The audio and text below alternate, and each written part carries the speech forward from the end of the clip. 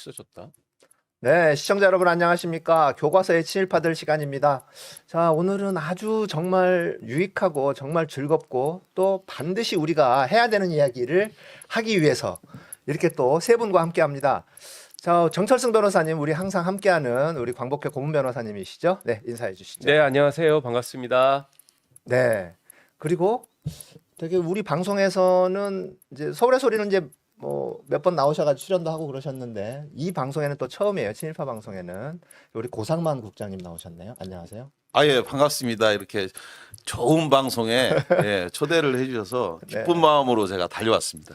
자, 고상만 국장님 좀 그 길게 소개를 해주셔야 될 것 같아요. 저기 명칭이 너무 길어가지고 제가 이름을 부르기가 직책을 부르기가 너무 힘들어요. 직접 소개를 해주시죠.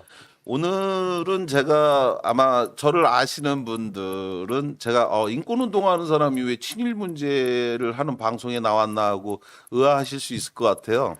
근데 제가 사실은 2006년부터 2010년까지 대한민국 국민이라면 누구나 한번 해보고 싶은 그러한 일이죠. 정말 제가 개인적으로 복을 받은 사람이라고 어느 자리 가서 늘 그런 이야기를 하는데요. 한 가지 복은 대한민국의 근현대사에서 독재 정권의 속살을 봤다라고 하는 표현을 제가 즐겨 쓰는데 2002년부터 2004년까지 친일 그 문제와 더불어서 우리나라의 독재 문제를 들여다봤던 대통령 소속 의문사 진상규명위원회에서 장준하 선생 사건을 하면서 박정희 유신 정권의 속살을 들여다볼 수 있는 기회가 있었거든요.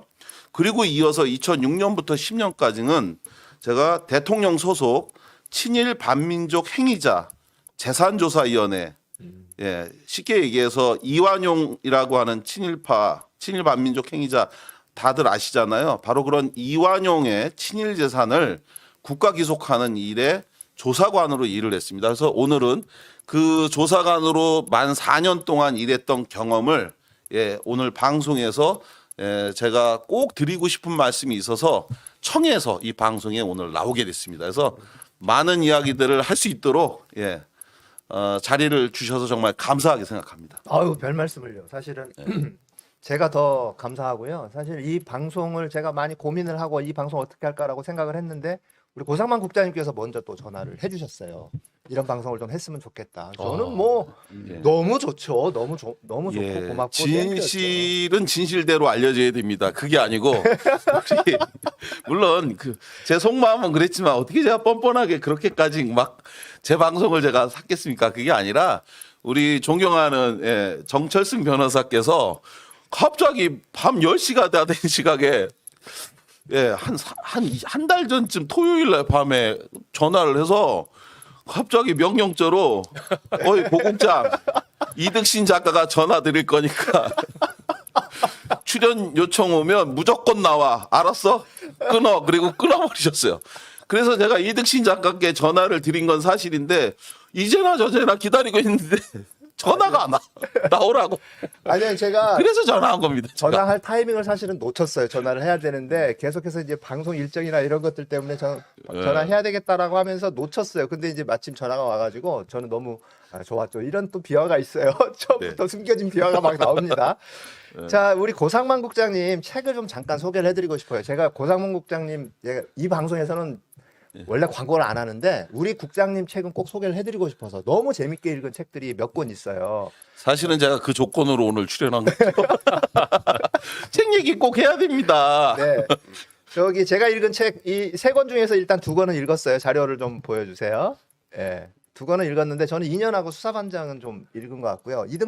이등병의 아빠는 저기 연극을 책으로 제가 2016년부터 2017년 동안에 대한민국 군인권, 군대 가서 복무 중 사망했으나 국가가 보호해주지 않은 억울한 죽음들에 대한 그것을 대한민국이 포괄적 국가 책임론에 기초해서 순직 결정해줘야 된다라고 하는 내용을 담은 연극을 만들었는데 그건 이등병의 엄마였고요. 아, 그렇군요. 그 이등병의 엄마 연극이 끝난 후에 출판사로부터 이런 내용을 담아서 한번 군인권 이야기 책을 내고 싶다고 제안이 왔어요. 그래서 이등병의 엄마라고 하는 제목보단 제가 아빠니까 이등병의 아빠. 그래서 저도 이제 아들이 현역으로 군대를 2013년부터 15년까지 병장으로 갔다 왔는데 아들 입대하는 날 우울해하는 그 표정의 제 아들에게 제가 제안을 하나 했어요. 네가 가서 군에서 본 경험을 비관만 하지 말고 한번 메모하고 기록해봐라. 그리고 나서 우리나라 군대가 이런 점을 바꿔야 된다라고 생각하는 내용이 있다면 그걸 나중에 아빠하고 네가 같이 한 권의 책으로 묶어내보면 어떻겠느냐.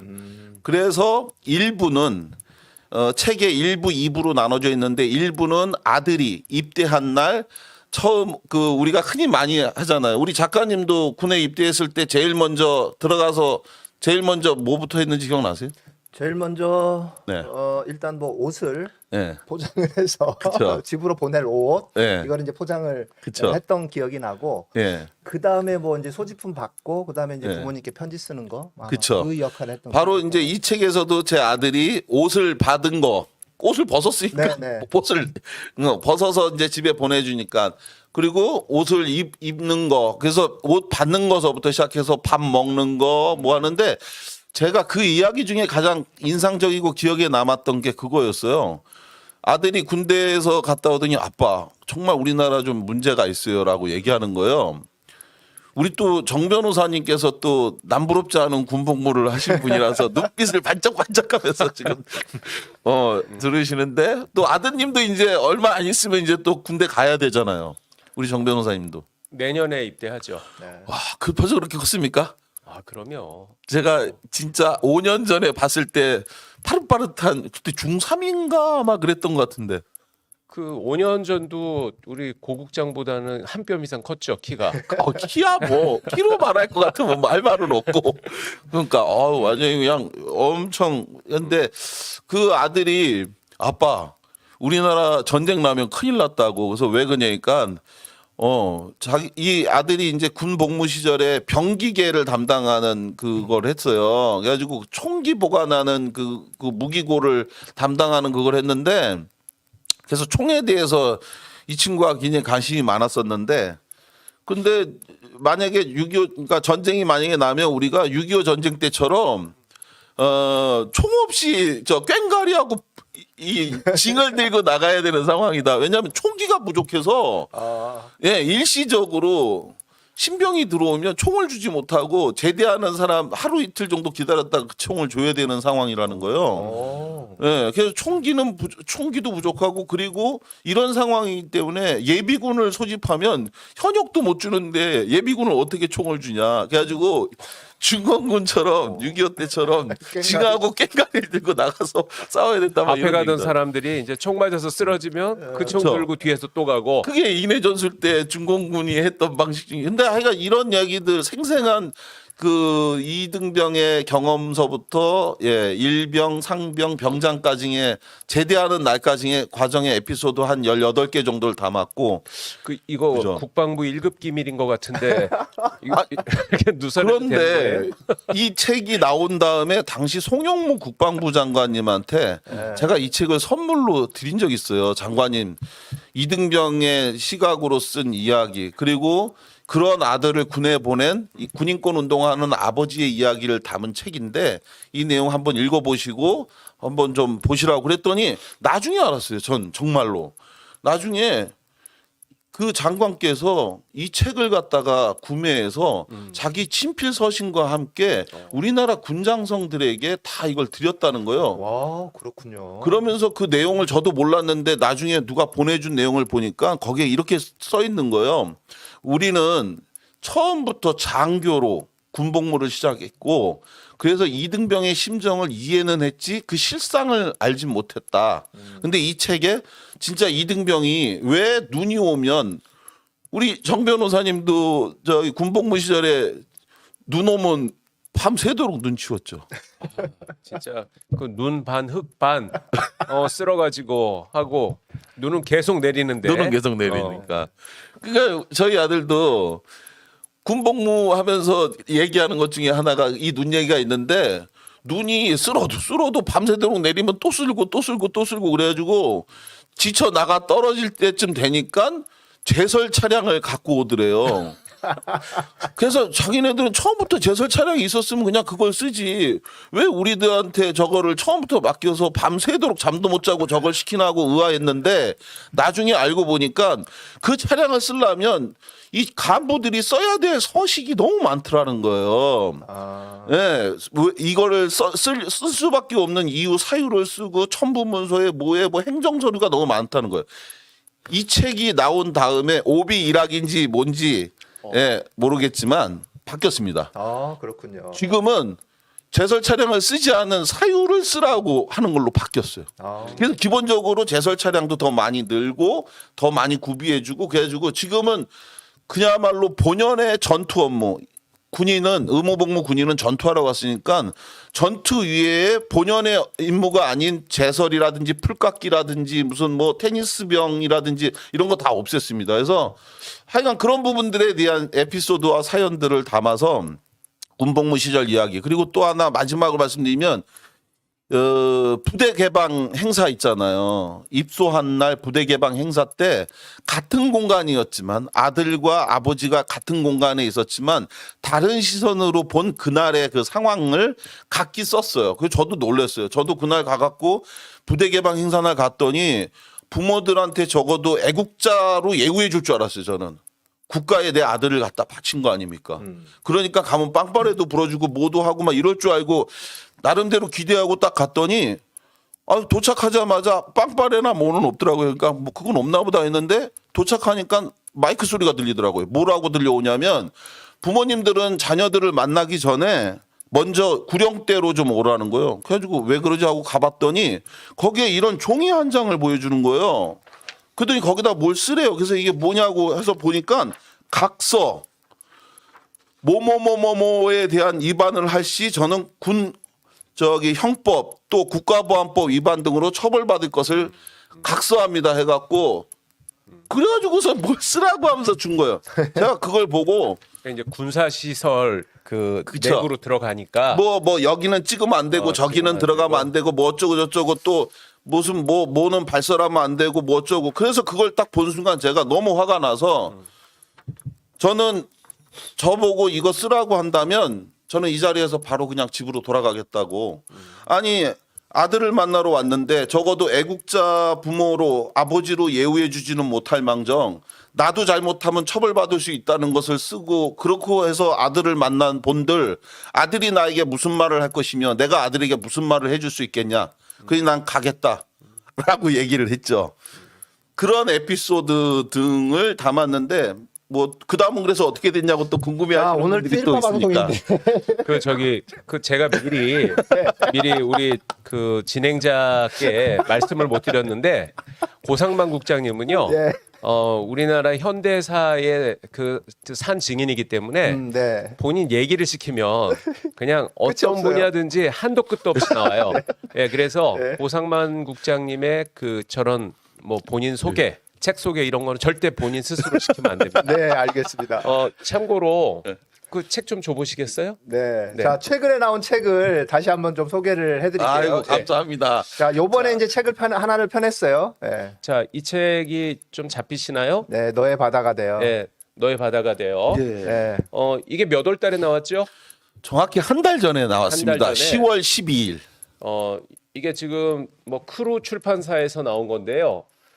우리나라에서 거의 최초로 나온 그 동물권에 관한 소설이에요. 그런데 뭐 작가님은 우리 고상만 네. 작가님은 이것을 동화라고 말씀을 하시는데 성인들도 감동을 느낄 수 있는 그런 내용인데 하지만 이 책을 통해서 우리가 막연하게 생각해왔던 어떤 동물과 네. 인간의 어떤 그 과연 어떻게 동물과 인간의 생명을 우리가 다르게 생각하는 이유가 타당한가 이런 근본적인 의문이 들고요. 그래서 동물권에 대해서 생각해 볼 수 있는 아주 훌륭한 책입니다. 아유 그 고맙습니다. 평가가 좋습니다. 여러분들 네. 제가 읽어봤는데요. 강추합니다. 네. 그래요. 굉장히 좋은 책인 것 같아요. 그 굉장히 좋은 책인데 네. 그래도 조금만 저자로서 한마디 좀 덧붙인다면 네. 사실은 이 책을 처음 쓰게 된 게 제가 아마 지금까지 모두 9권의 책을 냈는데 자료 좀 띄워주세요. 예, 9권의 책을 냈는데 그 9권의 책 중에서 가장 오랫동안 쓴 책입니다. 오, 얼마나 걸렸어요? 10년간 썼습니다. 오, 그렇게 오래 걸렸어요. 10년 동안 썼는데요. 네. 이유는 이거예요. 제가 2011년도 지금으로부터 10년 전에 처음 당시에 이 동화는 사실 돌고래 이야기입니다. 예, 3살 그 돌고래 아토하고 10살 여자 꼬마아이 종안이라고 하는 두 다르지만 다르지 않은 두 생명이 돌고래와 아이가 대화를 하면서 돌고래 가족과 또 종안이라고 하는 그 엄마 아빠 종안이 이 세 가족이 다르지만 다르지 않고 예, 다르지만 같은 셀프 그런 스포일링이 너무 심한 거 아니에요? 아니 이것 때문에 제가 방송 나왔으니까 이거를 해줘야 된다니까요. 그래서 이 가족들의 이야기를 담은 건데요. 하도 구박을 해서 이제 정리하면요.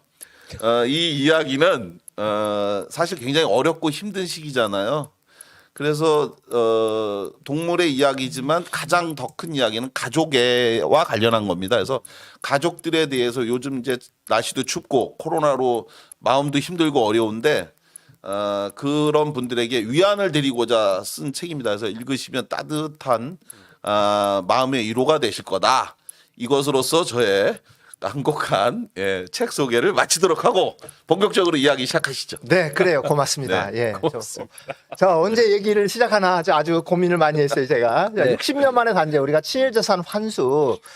이거는 뭐 실패했다라고 생각하지는 않지만 그래도 완벽한 성공이라고 생각하지도 않고 있어요, 저희가. 그리고 사실은 친일재산 환수 작업을 우리가 했었나라는 것도 모르고 있는 분들이 굉장히 많아요. 그래서 우리는 꼭 오늘 이 교과서의 친일파들 이 방송에서 이야기는 반드시 좀 짚고 가야 될 것 같아요. 자, 친일재산 환수 관련된 그 부분들 처음에 시작하게 된 경위는 어떻게 되는 거죠? 뭐 잘 아시는 것처럼 이 친일 반민족 행위자 재산조사위원회는 2006년도에 위원회가 출범을 해서 2010년까지 활동을 했습니다. 그래서 2006년도는 노무현 정부 시절이었는데요. 당시에 과거사 청산과 관련해 갖고 굉장히 많은 일을 했던 그 정부가 바로 노무현 정부잖아요. 네. 김대중 정부가 1998년도에 출범을 하고 나서 그리고 나서 거기서 처음으로 의문사 진상규명위원회가 출범을 했죠. 그리고 나서 그 후에 그걸 이어받아서 노무현 정부에서 다양한 우리 사회의 과거 제대로 청산되지 못한 문제를 해소하자 해서 49년도에 많은 분들이 아시는 것처럼 반민특위가 활동을 하다가 이승만 정부 하에서 강제로 해산이 됐고 그렇게 해산된 후에 처음으로 노무현 정부에서 과거사 청산의 한 줄기에서 두 가지 부분에 대한 큰 일을 했습니다. 첫 번째 하나는 친일 반민족 행위 진상규명위원회. 이거를 이제 많이 구분을 못 하시잖아요. 네. 많이 구분을 못 합니다. 그래서 저한테 아무개 씨 아세요?라고 물어보는 사람들도 지금도 많아요. 근데 그분은 우리 위원회가 아니라 친일 반민족 행위 진상규명위원회에서 일을 했던 건데 친일 반민족 행위자 재산조사위원회에서 일을 했던 저한테 그분하고 같이 일하는 게 아닌가 하고 묻는 분들이 있거든요. 근데 친일 반민족 행위 진상규명위원회는 쉽게 말해서 이완용이라는 사람이 친일 행위를 했느냐 안 했느냐를 국가 차원에서 진상을 밝혀서 그것을 규정하는 게 바로 거기였던 거고 제가 일했던 친일 반민족 행위자 재산조사위원회는 이완용이라고 하는 사람이 친일 반민족 행위를 한 것으로 진상규명됐으니 그 사람에 대한 재산을 기속하라고 우리한테 명단을 주는 겁니다. 그러면 우리는 그 명단을 가지고 그 사람이 친일 행위로 그 취득한 재산이 현재까지 남아 있는지를 확인해서 그것을 기속해서 그래서 그 돈의 재원으로 독립운동가 후손들을 위한 재원으로 쓰도록 법이 만들어져 있었던 거죠. 그렇군요. 그러면 이제 제가 좀 부연 설명을 해드리면요. 지금 이제 고 국장님이 말씀하셨던 것처럼 2005년도에 아주 두 가지 뜻깊은 법이 제정됐죠. 그게 이제 그 반민족 행위 규명법하고 친일재산 환수법입니다. 그게 이제 쉽게 말하면 그 친일파에 대한 단죄를 하는 그러한 법인데 원래 2차 세계대전 끝났을 때 그 뭐 나치나 또는 일본 제국주의 같은 그런 전체주의 국가한테 침략당하고 뭐 지배당하고 또 식민 통치를 당했던 그런 국가들이 이제 대거 독립했잖아요. 그 나라들에서 다 그 국가를 배신하고 그런 침략자들한테 부역한 그런 반역자들을 처벌하는 그러한 특별법들이 만들어지고 특별 법정이 만들어져 갖고 단죄를 했어요. 그게 전 세계적으로 아시아에서는 우리나라를 비롯해서 5개국, 유럽에는 17개국 그렇게 22나라였습니다. 그래서 우리나라도 1948년도에 반민특위법이라는 게 제정이 돼가지고 이제 친일파들에 대한 단죄를 시작하려고 했는데 그런데 너무나 안타깝게도 1949년도에 그 친일파 세력의 그 반격을 받아가지고 반민특위가 와해되는 바람에 우리나라는 그러한 친일 반민족 행위자들에 대한 단죄가 단 한 명도 그 하지 못했어요. 네. 이게 전 세계에서 유일하게 그러한 민족 반역자에 대한 단죄를 하지 못한 그런 문명국이라는 오명을 우리가 쓰고 있었는데 그 반민특위가 와해된 지 거의 60년 만에 그러한 반역자들에 대한 응징을 하자라는 이게 이제 말하자면은 국가적 민족적 소명이었는데 그것이 다시 이어지게 된 것이 2005년도에 반민족 규명법 그다음에 친일재산 환수법이었어요. 재산조사 환수위원회 2006년도에 있었네요. 예, 잠깐 자료 사진을 좀 보면요. 네, 저기 김원웅 회장님도 보이시네요. 제가 아는 분은 김원웅 회장님밖에 안 보여요. 자, 그때 친일파 재산을 되찾기 위한 범정부 기구로 이거 출범을 했죠. 대통령 직속으로 네. 예, 기구를 이제 뒀고요. 예, 충무로 극동빌딩에서 현판식을 했네요. 자, 이 특별법 제정 과정에서 어떤 문제가 있었던 거 혹시 없었나요? 원래 이제 저런 형태 그러니까 친일 반역자들, 친일 부역자들을 이제 뭐 어떤 형태로든 응징을 하고 그 응징의 방식은 뭐 당연히 형사처벌 그다음에 이제 그런 반역 행위를 통해서 그 얻은 그 재산의 몰수 뭐 이런 게 돼야 될 텐데 너무 늦어져 버리는 바람에 이제 형사처벌은 그것은 이제 물 건너 가버렸죠. 다 늙어 죽고 없어져 버렸으니까. 근데 하지만은 그 후손들에 의해서 이렇게 이제 그 뭐 재산이나 이런 것들은 대물림 되지 않습니까? 그렇죠. 물론 뭐 재산만 대물림된 게 아니라 그러한 그 자손들 뭐 자식이나 이런 사람들은 좋은 교육을 받고 그 부모의 그런 사회 경제적 배경으로 인해서 계속해서 승승장구하고 했었던 그런 것도 되물림 됐지만 뭐 교육을 뺏을 수는 없는 것이고 사회적 지위를 박탈할 수도 없어서 결국은 이제 그 재산 환수로 그게 좁혀졌는데 그건 너무나 당연한 일일 것 같은데도 불구하고 당시에 그 당시에는 이제 오랜 기간 여당이었겠죠. 네. 뭐 과거에 무슨 한나라당, 뭐 새누리당, 뭐 무슨 신한국당, 뭐 이제 이름은 바뀌어도 전부 같은 사람들인데 이 사람들이 계속 반대를 하고 발목을 했었죠. 그래서 입법이 안 됐던 겁니다. 아, 그렇군요. 예, 입법이 안 됐는데 2005년도에 그때 이제 노무현 정부 때죠. 네. 예, 그때 이제 이 법이 제정이 될 수 있었던 이유는 이것은 국민들의 분노가 아주 최고로 높아졌었던 어떤 이유 때문이었어요. 그 어떤 이유가 있었던 거예요, 그때? 그때 그 이완용의 후손을 비롯해 가지고 네. 그런 그 친일 반역자들의 후손들이 조상 땅 찾기를 해서 그 계속 소송을 걸어 가지고 뭐 국가나 네, 저도 기억나요. 네. 네, 뭐 국가를 상대로 소송을 해 갖고 아주 막대한 재산을 되찾아가는 일들이 벌어졌어요. 네, 이제 그럼으로써 국민들이 오랜 기간 동안에 뭐 대다수 국민들은 뭐 친일 반역자 이제 뭐 응징 단죄 이런 것을 늘 생각하지는 못했지 않습니까? 그랬다가 이제 그런 사실이 보도되고 함으로써 저기 놔둬서는 안 된다. 그런 친일파 후손들이 저런 땅을 되찾아가게 해서는 안 된다. 그리고 플러스 전원자들이 왜 아직까지 응징이 안 됐을까? 이런 여론이 생겼기 때문에 이제 떠밀리듯이 그 당시 그 여당에서도 그러니까 이제 노무현 씨 그때는 이제 야당이었겠군요. 그 DJ 때가 그 정권이 바뀌었으니까 그래서 그런 야당에서도 국민의 분노나 이런 여론에 맞설 수가 없었기 때문에 네. 굉장히 소극적으로 협조를 했는데 그런데 그때도 끝까지 그 국고로 환수되는 그러한 친일 재산의 범위를 줄이기 위해서 별의별 그 노력을 다 했어요. 그러면 이제 당시에 이제 친일 재산 그 취득한 그 기준이 있을 거 아니에요. 그 기준으로 삼는 시기랄지 친일 재산의 범위 뭐 이런 게 있을 거 아니에요. 그 이제 거기 보면은 쉽게 말하면은 그 친일 행위의 대가로 취득한 재산을 친일 재산이라고 했어요.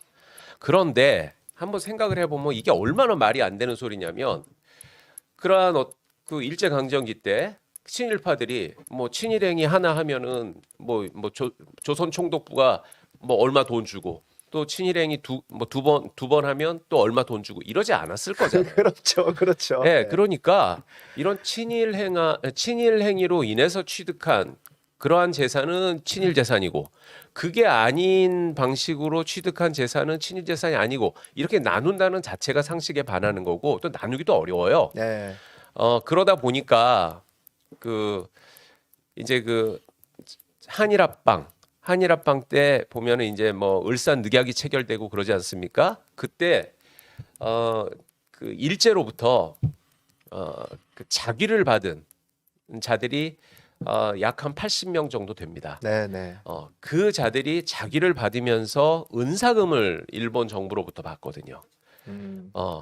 그 은사금을 그거를 아주 그 명백한 친일 재산이라고 보고 이제 그 정도를 이렇게 이제 몰수하는 식으로 친일 재산의 범위가 아주 줄어들어 버렸는데 그런데 그 역시도 좀 이따 설명드리겠지만은 가장 대표적인 친일파였던 이해승은 그 무슨 약간 좀 뭐랄까요 그걸 뭐라고 표현을 해나 말장난 같이 네. 말장난 같은 그런 방법으로 빠져나가 버리고 그리고 그것을 법원이 그냥 비호를 해주는 그런 어처구니 없는 일이 벌어지고 그렇게 해서 환수되지 못한 그러한 친일 재산이 지금 3,400억 정도가 지금 대법원에서 심리가 진행되고 있습니다. 저는 이제 상식적으로 생각을 해보면 1905년에 이제 우리나라 을사늑약부터 시작해서 그 이후에 광복될 때까지 1945년까지 그 기간 중에 취한 재산은 다 친일 재산으로 봐야 되는 거 아닌가라는 생각이 들거든요. 친일파들의 재산은 네. 친일 반역자들의 재산은 전액 몰수하는 게 맞죠. 그렇죠. 예, 그게 원칙이죠. 근데 그럼에도 불구하고 이제 제자들이 그렇게 하면 이제 분명히 반발이나 뭐 이런 것들이 있을 수 있기 때문에 그 기간으로 봐야 되는 건 잠깐만. 아닌가. 예. 그 전에 우리 정 변호사님께서 말씀하신 것 중에 굉장히 중요한 그 전문 용어가 2번 등장했는데 우리 작가님도 그거를 다 아시나요? 어떤 자기를 줬다. 자기를 줬다는 거는 은사금을 줬다. 자기가 뭔지 은사금이 뭔지를 이 방송을 보시는 분들이 잘 모르실 것 같아서 좀 설명을 좀 해야 될 것 같다는 생각이 들어서 자기라고 하는 것은 뭐냐면 아까 80명 정도의 자기를 줬다라고 했는데 그 아시는 것처럼 자기는 후작, 공작, 백작, 백작, 예, 이렇게 이걸 이제 뒤에가 작자가 붙으니까 자기라고 하는 건데요. 일제가 한일합방을 통해서 그 국권을 침탈한 후에 그리고 나서 이것에 대해서 왕족들을 중심으로 자기를 주고 너희들이 먹고 살 수 있는 거는 다 보장을 해줄 테니 협조를 해라. 그래서 실제로 나라를 팔아먹는 데 있어서 이들의 역할이 굉장히 컸죠. 특히 이해승 아까 전에 언급했던 오늘 우리 방송에서도 이해승 얘기가 몇 번 나올 수밖에 없는데 이해승 같은 경우가 바로 후작이라고 하는 당시에 자기를 받았고 그리고 은사금은 바로 그 자기를 주면서 은혜 은자 그래가지고 이 자기에 따른 그 상금 형태라고 할 수 있습니다. 그래서 돈을 준 겁니다. 그래서 이 돈이 당시에 이해승이 받은 돈이 16만 8천 원에 빼게 16만 8천 원. 지금 기준으로 보면 턱없이 적은 돈인데 그런데 실제로 이 돈이 오늘날로 환산 가치를 하면 67억 원에 해당하는. 어우. 근데 이 돈을 한꺼번에 67억 원을 줄 수가 없는 거죠. 일제가 이 80명에게 줘야 되니까 일제도 당시 그러니까 이거를 연금 형태로 나눠서 매달 이렇게 매년 이렇게 돈을 줬던 게 바로 은사금이거든요. 아, 그렇군요. 예, 그러니까 이거는 현금으로 돼 있는 거라서 사실은 우리가 이걸 뺏을 수가 이 친일 재산에서는 대상이 못 됐던 그런 부분이 있는데요. 지금 이제 이 말씀을 왜 드리냐면 이게 자기와 은사금이라고 하는 것이 사실은 굉장히 중요한 의미를 갖고 있습니다. 이 이해승이라든지 이런 사람들이 자기는 뭐 아무것도 뭐 역할을 해서 준 게 아니라 줘서 할 수 없이 받았다? 마치 아무 이득도 혜택도 없는데 힘이 센 강도가 주니까 어쩔 수 없이 받았다라는 식으로 이렇게 변명하는 경우도 있었거든요. 그래서 사실은 그게 아니라 아무나 준 건 아니고 80여 명에게 공작, 백작, 후작 등 이 자기를 주고 어마어마한 돈을 줘서 그들을 이 나라를 팔아먹을 수 있도록 적극적 부역 행위를 하도록 대가를 지급한 거죠. 아, 그렇군요. 예. 그러면 그 친일재산 조사 그 기간은 얼마나 됐었죠? 제가 알기로는 한 4년 정도 된 걸로 알고 있는데 그 조사관은 그러니까 혼자서 조사하지는 않으셨을 거고요. 그 규모가 어땠습니까? 조사위원회가? 먼저 법에 의하면은 처음 시작할 때는 일단 4년을 해라. 그래서 2006년부터 2010년까지 네. 4년을 하고 필요하면 2년을 연장을 해서 4+2년이 조사 활동 기간으로 되어 있었고요. 그리고 당시에 조사관은 저희가 절반은 파견 공무원을 받았고 절반 정도는 별정직 직원을 채용을 해갖고 자체 정원으로 썼는데 대략 지금 그때 당시에 규모가 행정 업무를 하는 사람들 다 포함해 갖고 한 110명 정도 조직이었습니다. 아, 110명 조직인데 그 중에서 조사관으로만 하면은 한 70명 정도가 조사관이었어요. 그렇게 해서 70명 정도가 조사관인데 아마 생각하시기에는 여러 명이 한 팀으로 하지 않았을까 이렇게 생각하시는데 실은 그게 아니고 그 조사관마다 사건을 이렇게 나눠줬어요. 예, 그래가지고 예를 들어 이제 이완용 그러면 이완용은 고상만 조사관. 예, 그리고 뭐 다른 그 친일파 홍종옥이라든지 뭐 이런 사람들은 또 누구 뭐 해가지고 그 사람 명부로 되어 있는 건데 뭐 본격적으로 이야기를 좀 시작을 해보면 친일 재산을 환수하는 방식이 좀 재밌어요. 저도 이제 거기 가서 했는데 만약에 지금 이완용이라고 하는 사람의 친일 재산이 현재 어떻게 있는지 이게 누구 건지 이걸 어떻게 알 수 있겠어요. 지금에 와갖고 각기 다른 사람 이름으로 다 돼 있고 막 하니까 방식은 이겁니다. 이완용이라고 하는 친일 반민족 행위자를 대상적으로 대표적이니까 하면 이완용이라고 하는 사람이 친일 반민족 행위 진상규명위원회에서 친일 반민족 행위자로 인정이 됐으면 진상규명 통해 인정이 됐으면 국립중앙도서관에 가갔고요. 거기서 그러니까 국립중앙도서관 가니까 여러분의 족보도 거기가 있습니다.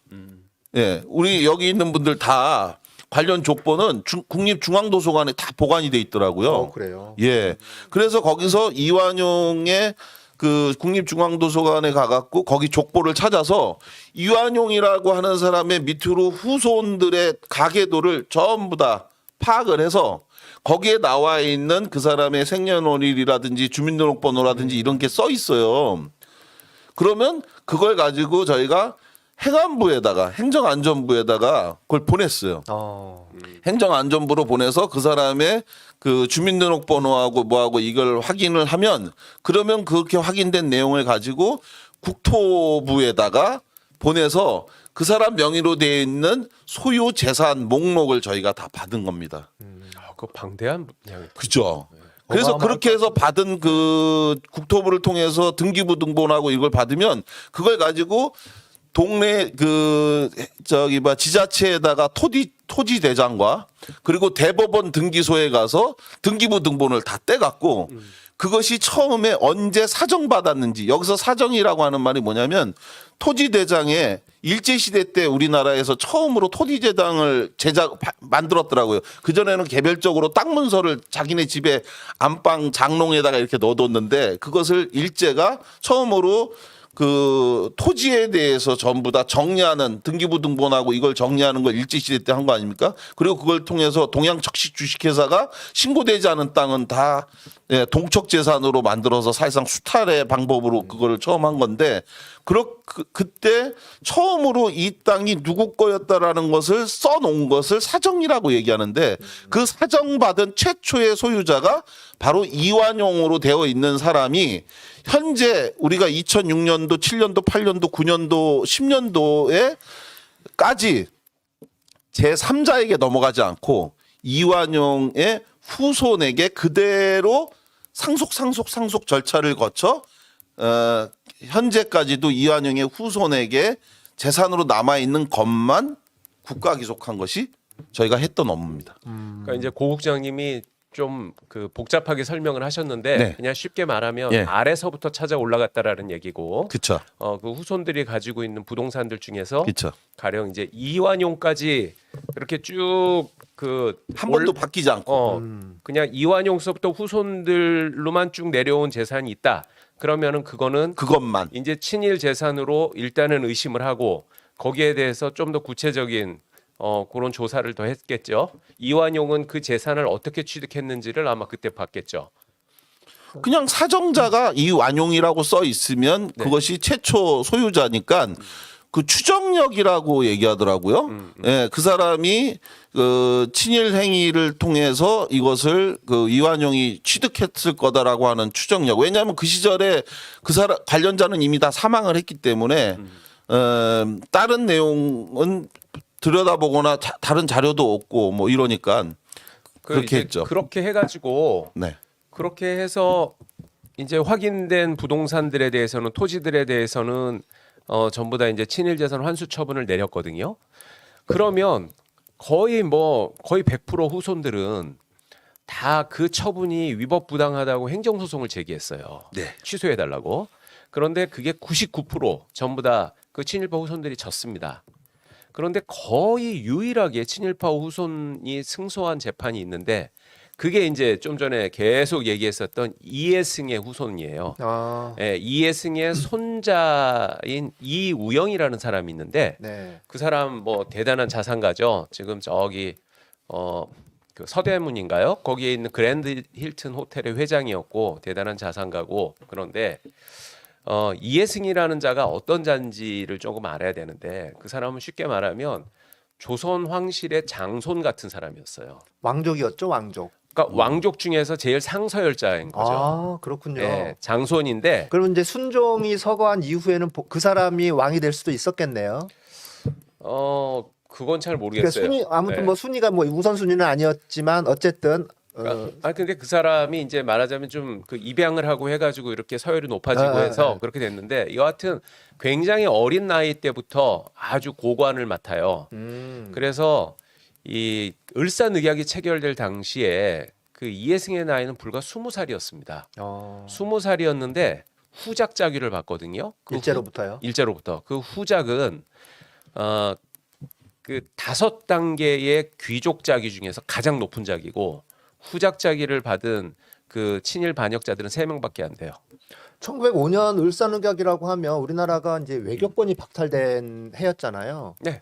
그럼에도 불구하고 일제가 우리나라한테 이해승에게 뭐 이렇게 자기를 줄 수 있었던 그러니까 이제 한일 합병을 마치고 난 다음에 네. 그러니까 일제가 조선을 삼키고 나서 네. 거기에 대해서 이제 공이 있는 자들이나 또는 좀 회유를 할 필요가 있는 자들을 상대로 그런 식으로 그 이제 자기를 주는데, 그런데 이 이해승이가 이제 그 이해승의 후손들이 그런 주장을 하죠. 이 친일재산 환수법 관련 규정을 보면 한일 합방의 공으로 자기를 얻은 자, 그리고 그 자들의 재산이 친일 재산인데 이해승은 뭐 그 당시에 20살밖에 안 됐는데 무슨 공이 있겠냐. 그거는 그냥 그 조선 황실에서 되게 중요한 사람이었기 때문에 그냥 그 어떤 신분 때문에 자기를 받은 거에 불과하다. 이제 이런 주장을 합니다. 그렇군요. 네. 그게 사실 그게 좀 말이 안 돼요. 왜 그러냐면은 이해승은 그 대표 친일파거든요. 이해승이가 그 수작을 받은 다음에 며칠 있다가 자기 조상 산소에 가가지고 나 저기 일본으로부터 이 귀족 자기 받았다고 조상한테 고하는 그런 큰 잔치를 열고요. 그리고 수작 시켜줬다고 감사하다라는 조선 귀족 대표단의 그 저기 대표가 돼가지고 일본 도쿄로 가서 그 덴노 그러니까 일본 왕을 만나서 그 인사를 하고 일제 강점기 내내 아주 악랄한 친일 행각을 저지른 자예요. 그러니까 이제 이해승이 이제 그 조선 왕실의 후손이고 이제 서열도 상당히 높은 그런 위치에 있었다면 본인이 독립운동을 해도 시원찮을 판에 그러니까 조상들한테 가가지고 나는 이제부터 이제 일제로부터 이제 중용을 받는 사람이 됐다라고 이걸 신고를 한다든가. 아주 자랑하고 그럼요. 그리고 그 이해승이는요. 근데 실제로 이제 한 80명 가까이 그렇게 수작을 받은 사람 중에 8명은 그거를 반환해 버려요. 그 우리 이거 못 받는다. 이제 그런 사람들도 있었거든요. 그런데 그 뭐 여하튼 그 어린 나이에 신분이 높아서 받았는데 그게 무슨 친일 재산이냐라는 그 말도 안 되는 궤변 같은 주장이 처음에 이제 1심인 서울행정법원에서는 당연히 기각되죠. 행정법원에서는 그것은 나라를 지키기 위한 의무가 있는 사람이 적한테 소극적 수동적으로 협조한 거나 다름없다. 그거는 뭐 인정할 수 없다. 이렇게 배척해 버렸는데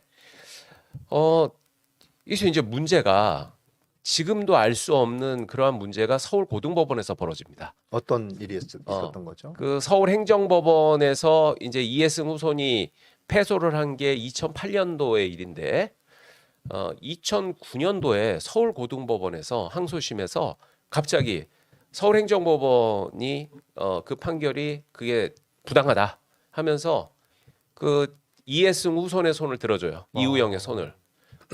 그 이유가 바로 이해승 후손이 주장했었던 그 궤변 같은 소리. 그런데 그 당시 그 서울고등법원 그 재판부의 재판장이 그 후에 대법관이 됐고 그 법원 행정처장으로 승승장구하다가 그 사법농단의 어떤 그 주역으로 해가지고 뭐 구속될 뻔한 박병대라는 사람이고 그리고 그 이해승 후손의 손을 들어준 그 담당 주심 판사는 그 판결을 하고 한 두어 달 만에 옷 벗고 대형 로펌으로 가버려요. 그 재산의 규모가 그 당시에 이제 시가로 300억이 넘었거든요. 이게 그 백수십 건의 친일 재산 환수 재산들을 총 합쳐서 한 1,200억 정도 됐는데 그 중에 300억이 넘는 재산이 바로 이해승 후손 바로 이 건인데 다른 모든 재판에서 친일파 후손들이 졌지만 이 가장 큰 덩어리의 이것은 이 납득할 수 없는 법원의 판결로 인해 가지고 친일파 후손한테 다시 돌아가 버려요. 거의 한 20-30% 정도의 규모네요. 그 전체 그 환수 재산 중에서. 그럼요. 그리고 그것은 이제 대법원에 올라가 가지고 1심하고 항소심에서 이제 그 법률 해석이 서로 달라서 판결이 갈라지면 대법원에서 이걸 정리를 해줘야 되거든요.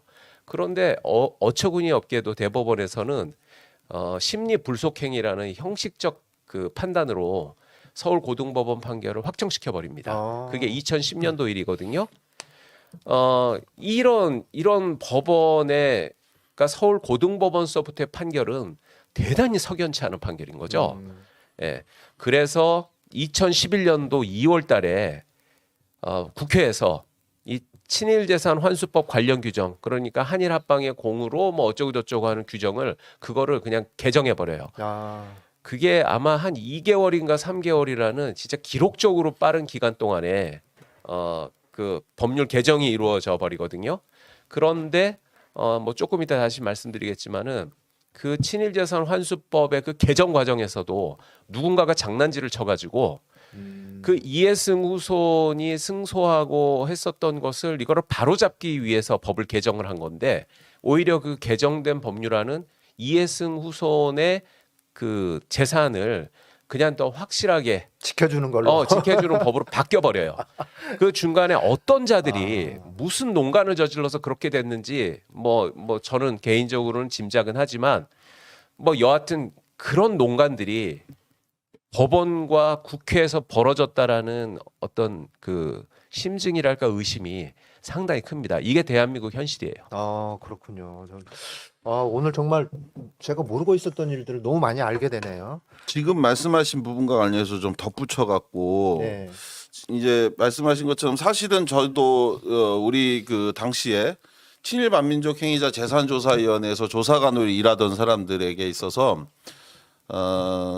저희가 정말로 얼마나 열심히 이 친일 반민족 행위자들의 재산을 국가 기속하는 데 있어서 자부심과 긍지를 갖고 일을 했느냐. 그 상징적으로 저희가 가슴속에 담아뒀던 이야기가 있습니다. 그러니까 우리나라 대한민국 그 초대 인권위원장을 지내셨었던 분이신데 김창국 위원장이시라고. 네네. 그분이 당시에 저희 위원장이셨어요. 장관급 위원장.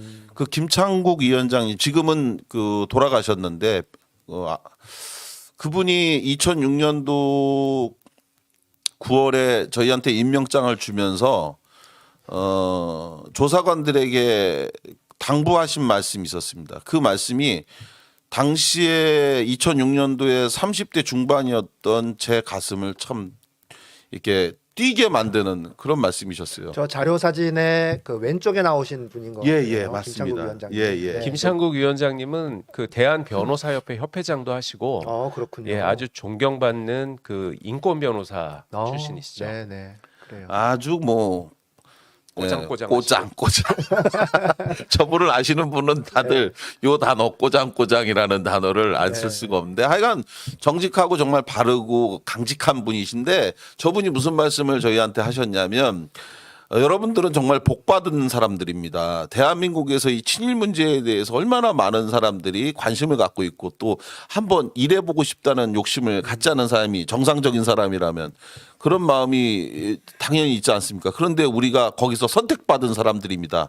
더군다나 이 일을 하라고 월급도 주고 책상도 줍니다. 그런데 우리가 어찌 일을 열심히 안 할 수 있겠습니까? 여러분 우리가 역사에 죄짓지 않도록 정말 최선을 다해 일합시다. 이렇게 말씀하시더라고요. 뭉클해지네요. 네. 그죠? 그래서 정말 저희들도 정말 수없이 많은 산과 들과 강과 저수지를 뛰어다니고 진짜 한여름 아스팔트 위에서 남아있는 한 뼘의 땅이든 뭐든 찾아서 어떻게든지 국가 기속하기 위해서 애쓰고 노력을 했는데 그런데 나중에 가서 우리 지금 정 변호사께서 말씀하셨던 것처럼 그 친일 행위의 대가로 이 말이 저희들이 해왔던 일들에 대해서 어떠한 그 걸림돌이 됐는지에 대한 대표적인 사례 한 가지를 잠깐 언급하고 가면 경기도 안성에 박필병이라고 하는 친일 반민족 행위자가 있었습니다. 우리 이 작가님 들어보셨습니까? 네. 이 이름? 박필병이란 이름을? 네, 들어본 것 같아요. 그러면 아주 훌륭한 분입니다. 제가 요 방송을 제가 교과서의 친일파들이라는 이 방송을 준비를 한 게 이제 네. 처음 시작을 한 게 지난 4월부터였거든요. 그러면서 저도 엄청나게 많은 자료를 찾으면서 같이 우리 정변하고 같이 얘기도 많이 하고 하면서 근데 그 이후로 들은 거예요. 가장 최근에 들은 거예요. 사실은 저는 이 위원회 들어가기 전에 나름대로 역사 관련한 요 책도 많이 보고 읽었다 했는데 막상 들어가서 보니까 제가 아는 이름은 이완용밖에 없더라고요. 네, 그만큼 이제 저도 잘 몰랐던 거였고 그리고 들어가서 깜짝 놀란 사람들이 몇 명 있었는데 뭐 대표적인 경우가 공주갑부 김갑순이라고 불렸던 그래가지고 MBC에 저 어렸을 때 80년대에 드라마로도 나왔었던 나 돈 없이오라고 하는 유명한 그 대사를 남겼던 그 사람도 친일 반민족 행위자였다는 거. 공주갑부 김갑순. 근데 박필병이라는 이름은 정말 저도 처음 들어봤거든요.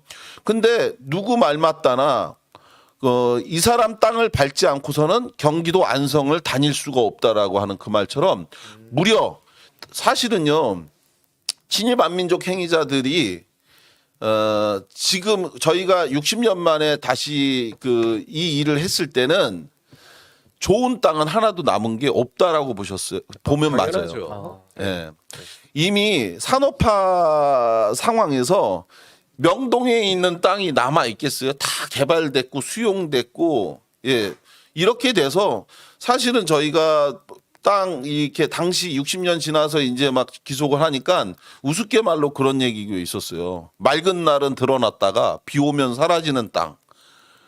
이런 땅도 있었어요. 저수진 거야 가보니까.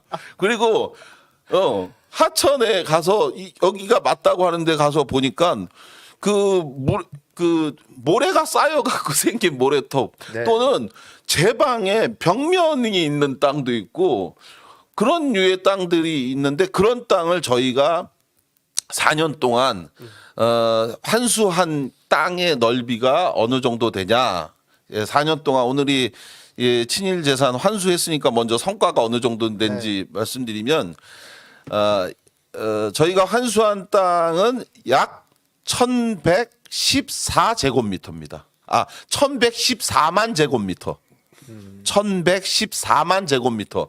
이게 어느 정도 면적인지 잘 가늠이 안 설득이 안 가니까 여의도 기준으로 얘기해. 여의도 기준으로 하면 1.3배. 여의도 땅의 1.3배 정도 되는 넓이가 1114만 제곱미터고 그리고 이것을 공시지가로 굳이 환산하면 2010년도 당시 지금은 많이 올랐겠죠. 그렇죠. 예, 세월이 지났으니까. 근데 2010년도 우리가 위원회가 끝났을 때 기준으로 보면 2,107억 원 상당입니다. 2,107억 원 상당의 땅인데 근데 사실은 이게 많으면 많다라고 할 수 있지만 실제로 옛날에 이 친일 반민족 행위자들이 소유했던 땅에 비하면 그야말로 짜투리 땅 정도를 우리가 환수한 거죠.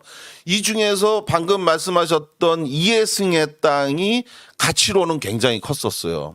왜냐하면 그 사람은 포천에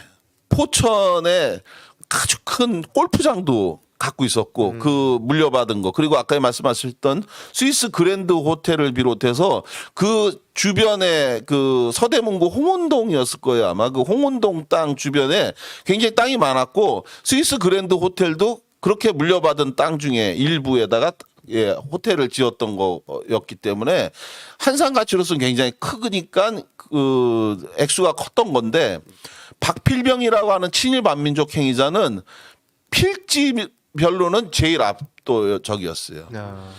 경기도 안성에 158필지. 158필지의 땅이었는데 저희가 이 땅을 갖다가 노다지네. 예. 그래가지고 너무 한꺼번에 많은 거예요. 땅이 158필지를 한 번에 저희가 국가 기속하려니까 이거를 2주에 한 번씩 국가 기속을 하는 심의를 하는데 야 이거 그냥 이거 진짜 이 사연이 굉장히 많습니다. 이 박필병 씨와 관련해서 이 사람이 땅을 이렇게 많이 남겼고 그리고 그 사람의 후손이 거기 남아서 이 땅을 소작을 줘갖고 농사를 현재도 짓고 있었던 거예요. 경기도 안성에서. 그러니까 이 사람의 땅에 대해서 저희가 그 토지대장 등기부등본 이런 걸로 해갖고 확인해보고 하니까 기존에 이 후손이 물려받은 땅이 기억하기에 한 158필지 중에 130필지는 그대로 받았고 저희가 추가 조사를 통해 그 사람의 땅인데 그 후손이 몰라서 물려받지 못한 한 20몇 필지의 땅을 찾아서 158필지가 된 겁니다.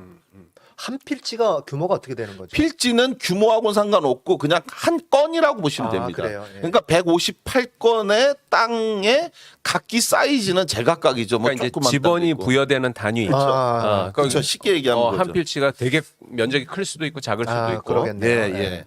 그런 땅인데 이거를 갖다가 절반씩 나눠서 하자. 한꺼번에 이걸 다 하려니까 시간도 걸리고 너무 늦으니까 먼저 이번에는 한 70필지 하고 2주 후에 나머지 80필지 하면 되겠지. 뭐 예를 들어 이런 식으로 생각을 하고 저희가 귀속을 했는데 여기서 일어난 에피소드 한 가지를 말씀을 드리면 이것 때문에 농민 한 명이 목숨을 끊는 불행한 사건이 터졌어요. 저희가 소작을 하던 분이 그러니까 진짜로 이 후손도 정말 심각한 부도덕한 거예요. 뭐냐면 저희가 70필지를 하고 그리고 나서 나머지는 2주 후에 나머지 하면 되겠지 생각하고 한 다음에 그리고 이 사람한테 저희가 알려주게 돼 있습니다. 후손에게 당신의 땅이 친일 반민족 행위자 재선의 조상의 땅을 물려받은 거라 국가 기속했으니 이의가 있으면 2주 내에 이의 신청을 하시오라고 알려주는데 이 사람이 그걸 딱 보더니 거기에 국가 기속된 70필지 외에 나머지 땅이 아직은 통지가 안 된 거를 알고 그날 밤에 팔아버렸구나. 마을 해관에 그 땅을 소작하고 있는 사람들을 불렀답니다.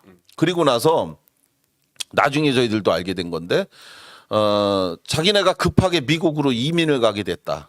그러니 내일 아침까지 공시지가로 땅값을 갖고 오면 명의를 넘겨주겠다.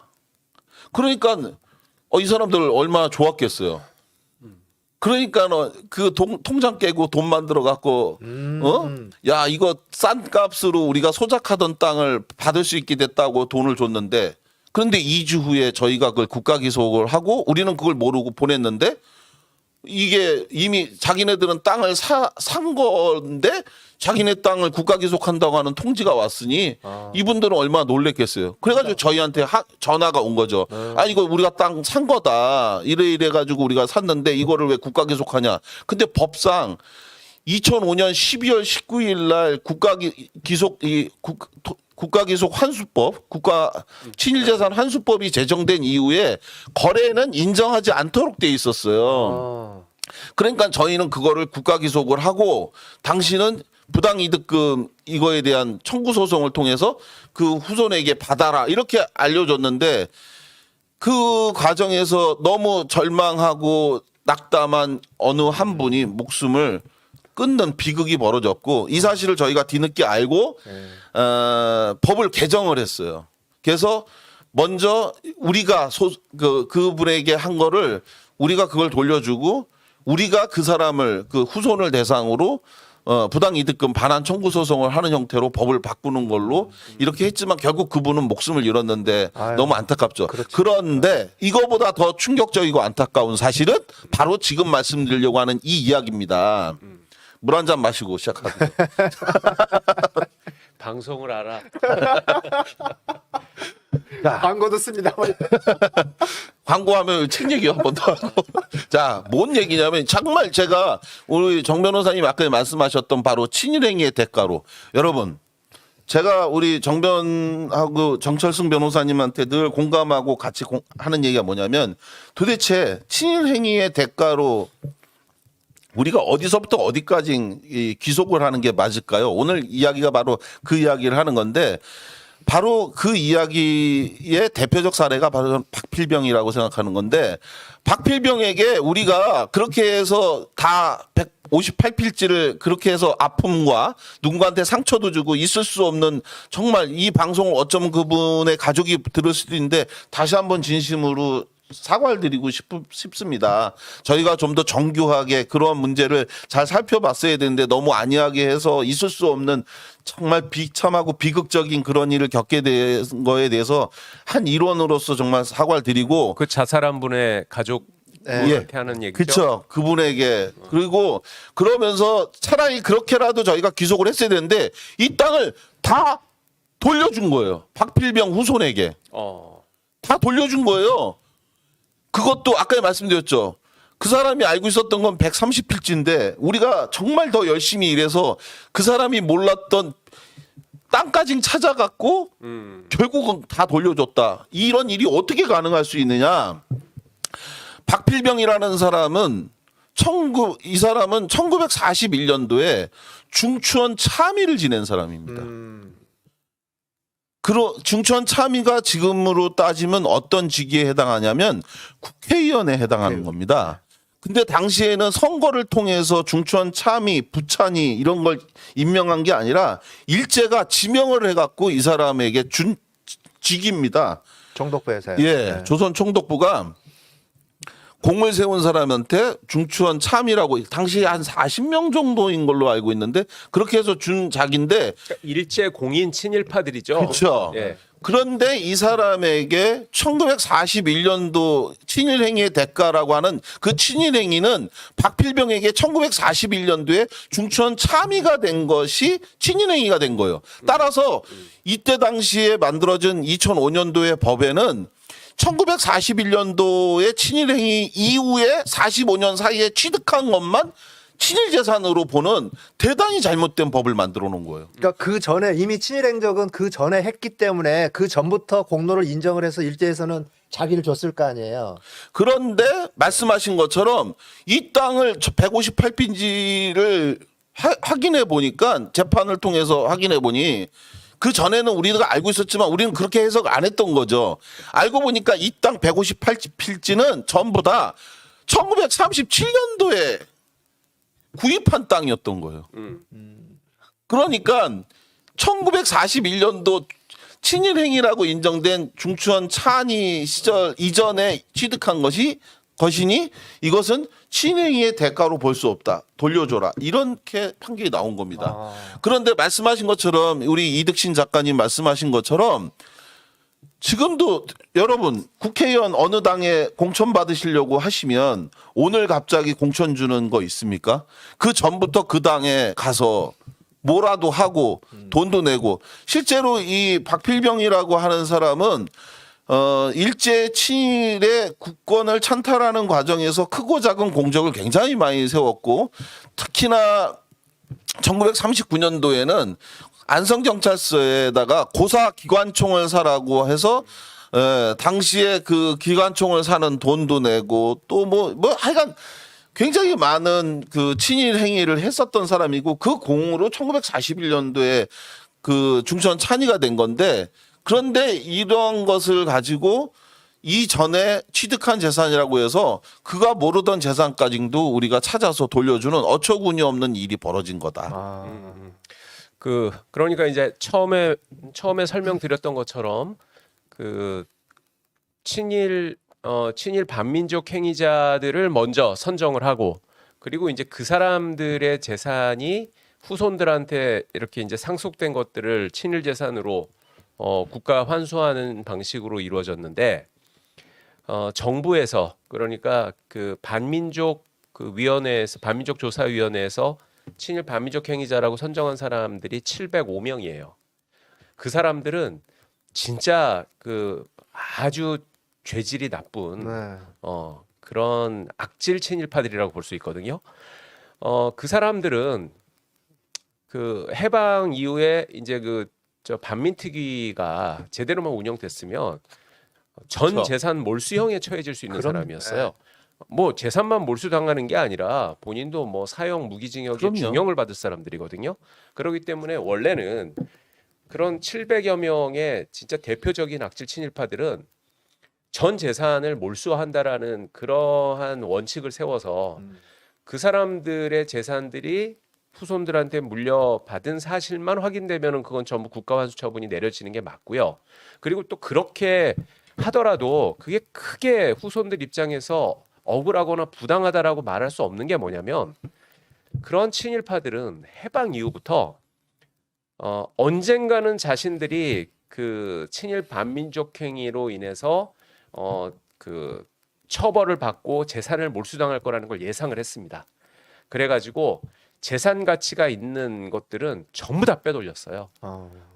그래서 모든 뭐 아주 그 좋은 땅들 잘 팔리고 하는 그런 땅들은 다 처분해 버리거나 명의를 다 이렇게 바꿔버리고 그 다음에 아주 뭐 귀중한 보물들, 고서화, 문화재 뭐 이런 것들도 다 팔아버리거나 뭐 이런 식으로 해가지고 지금 그 사람들 명의로 남아있는 이런 땅들은 왜 남아있냐면은 처분이 안 됐기 때문에 남아있는 거예요. 처분의 가치가 안 되는 땅이 맹지랄지 많이 있었죠. 이런, 네. 네. 그러니까 별로 좋지 않은 땅. 네. 그거 그러니까 뭐 토지로서의 오죽했으면- 가치가 이렇게 썩 뛰어나지 않은 땅. 아니면 아주 우연히 예. 뭐 예를 들어서 정부 기관에 의해 가지고 그게 관리되고 있어 가지고 그냥 그러니까 뭐 신탁 재산이나 이런 게 있어요. 뭐 아니면은 군부대나 뭐 이런 데가 그냥 그 부지 위에 딱 서버리는 바람에 매각을 못하는 뭐 이런 아주 예외적인 사정이 없으면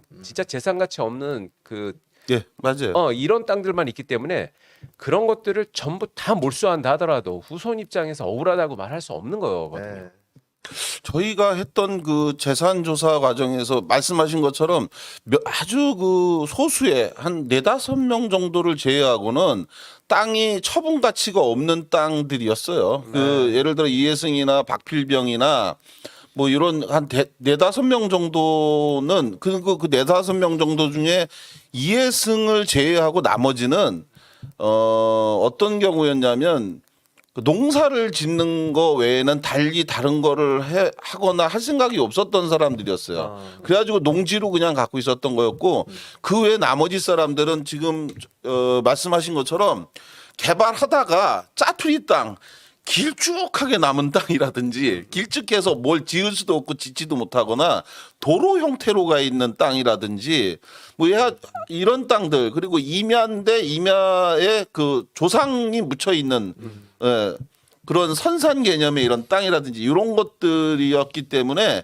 사실은 저희가 굉장히 늦었던 건데 그런데 정말로 오늘 방송의 제목처럼 정말로 슬픈 건 뭐냐면 그조차도 우리가 이 법의 미비로 인하여 그 귀속 절차를 마무리하지 못했고 그리고 이제 러일 전쟁서부터 1945년까지를 저희가 대상으로 보거든요. 1904년 러일 전쟁서부터를 국권 침탈의 시작으로 보기 때문에 러일 전쟁서부터 1945년 8월 15일 사이 기간 동안에 친일 행위를 한 자들에 대한 그 친일 재산을 국가 기속하는 걸로 되어 있는데 말씀드렸던 것처럼 친일 행위를 한 시점 이후로 하는 이런 황당무계한 법으로 되다 보니까 그러니까 나중에 정말 조사관들 사이에서 그런 자조적인 얘기도 나왔던 게 이런데 친일 행위를 안 하는 사람이 바보 아니냐. 아니 어쨌건 간에 열심히 해서 다 뺏기는 게 아닌데 그런데 왜 안 하냐는 거죠. 제가 했던 사람 중에 정말 또 신기했던 잊혀지지 않는 기억 중에 하나가 바로 그 건이었는데 정 변호사님 재산 좀 되시죠? 아니요. 어쨌건 저보다 더 있을 것 같은데 저하고 동갑내기였던 한 여성이었어요. 네. 그분이 이제 친일 반민족 행위자 후손인데 처음에 등기부등본을 떼서 그 사람 소유 재산을 확인해 보니까 뭔가 좀 기록이 이상한 거예요. 그래가지고 사람들하고 같이 가서 이게 맞는 거예요. 이게 지금 뭐가 잘못 쓴 거냐 했더니 나중에 보니까 그게 맞는데 이 사람 소유 재산이 압구정동 현대 아파트 한 동이 이 사람 명의로 돼 있는 거예요. 전체가요. 네. 아니 한 동. 네. 그럼 몇백 가구 정도 될 거 아니에요. 뭐 그게 그때 당시에 얼마인지 모르겠는데 몇백 가구까지인지 모르겠는데 한 100가구 정도 최소한. 되는 네. 그러니까 전체 한 동이라고 얘기해서 진짜로 한 동 전부가 아니고 네. 그 한 동에 한 100가구 정도의 명의로 이 사람 걸로 돼 있는 거예요. 그러면 그 실파우선. 네. 동에 있는 사람들은 대부분 그 여성의 임차인들인 거예요. 그렇죠. 등기부 등본사에 그래가지고 저희가 이게 등본이 잘못된 건가 하고 처음에 봤는데 그 중국 갑부들이나 그게 2006년도 당시에 그 일이었는데 그러니까 재산이 많다라고 하니까 친일 후손의 재산 그게 이제 와 당시에 30대 중반이었던 대단하다. 젊은 여성이고 남성이고 뭐 이래서 제가 차별하는 게 아니라 젊은 사람이라는 게 방점입니다.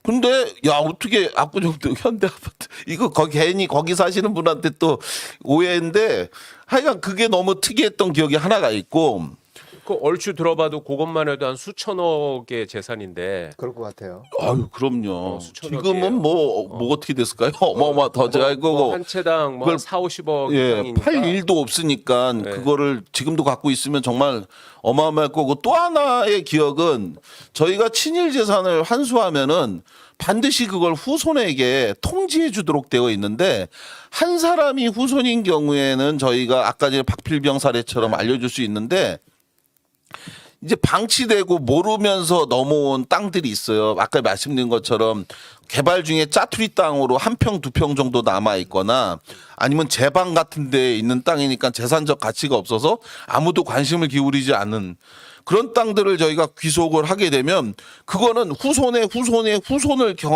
거듭하면서 막 몇십 명까지 후손으로 되어 있는 게 있어요. 네. 돈은 안 되는데 하여간 뭐 이런 거. 그래가지고 그런 사람들한테 법은 또 반드시 또 알려주게 돼 있거든요. 그래가지고 저희가 이제 보냈는데 이거 웃긴 에피소드입니다. 이거는 그것도 이제 어떤 여성분이었는데 보냈더니만 그분한테 항의 전화가 온 거예요. 근데 그분도 꽤 잘 사는 사람이었어요. 주소지가 내노라 하는 동네 그 아파트에 사는 분이었는데 저희가 이제 우편물 보내면서 알게 되잖아요. 근데 그분이 왜 이거를 나한테 보냈냐? 이거 저기 우편물에 제목이 써 있잖아요. 대통령 소속 친일 반민족 행위자 재산조사위원회 해가지고 보낸 거 아닙니까?